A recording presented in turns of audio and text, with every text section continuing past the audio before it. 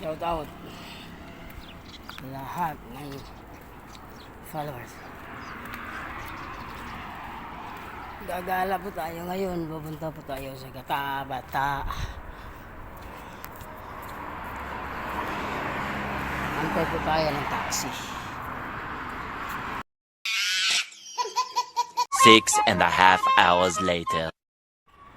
Kasi Friday pa ngayon at T-off po ng mga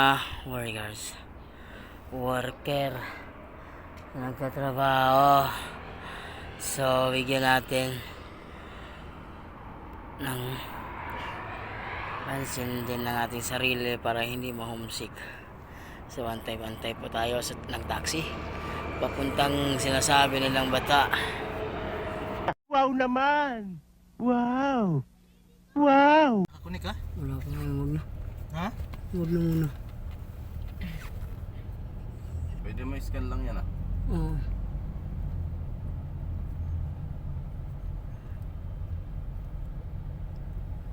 Pag ganitong oras, may traffic na pala.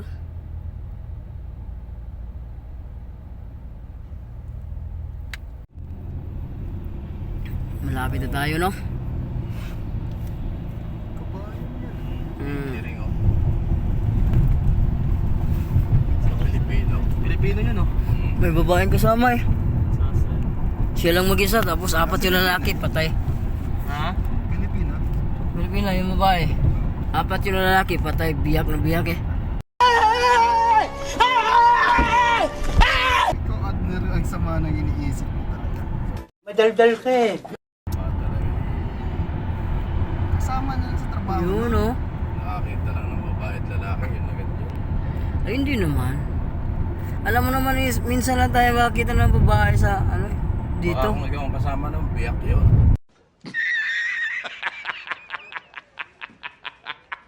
You serious?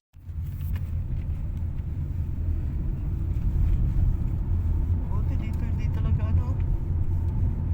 Nung last namin, nung nagpunta kami na ni ano dito. Leo, grabe. Traffic talaga. 2 hours later. Bibili tayo ng sapatos. So, andito tayo ulit.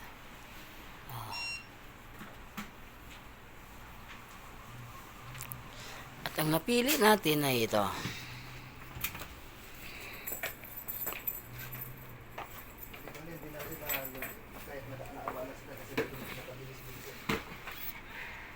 Yun yung presyo na.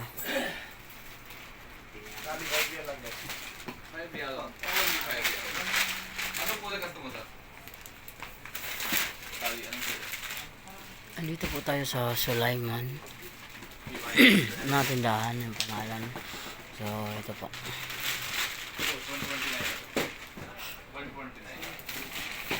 Mura lang. Ayun o. Yung iba mura lang yung presyo sa akin is ito.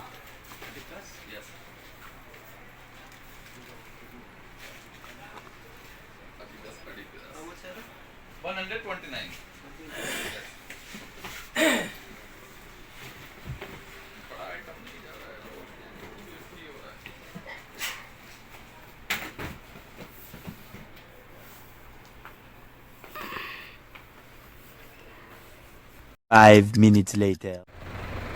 Tawagan mo siya, no? Uuwi na kami. Sabi, grabe, sobrang init eh.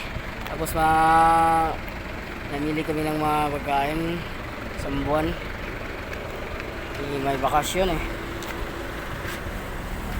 Oo, ito. Uuwi na kami, nag-aantay kami ng taxi. Papauwi.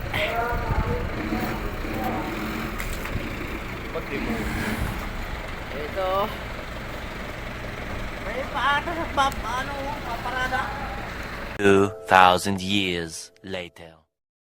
Uwi na tayo. Wala, barat. Ay, barat mo kina. Okay, pauwi na. Bismillahirrahmanirrahim. Ang init. Zahmat ya, ala pinpini, Mark. Ang